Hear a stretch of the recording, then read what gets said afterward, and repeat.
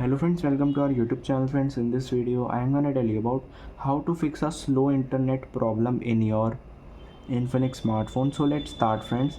First, if your network is not coming, you have to check your SIM card address, like it is a Jio or Airtel. You have to check your pack if it is not valid or not activated.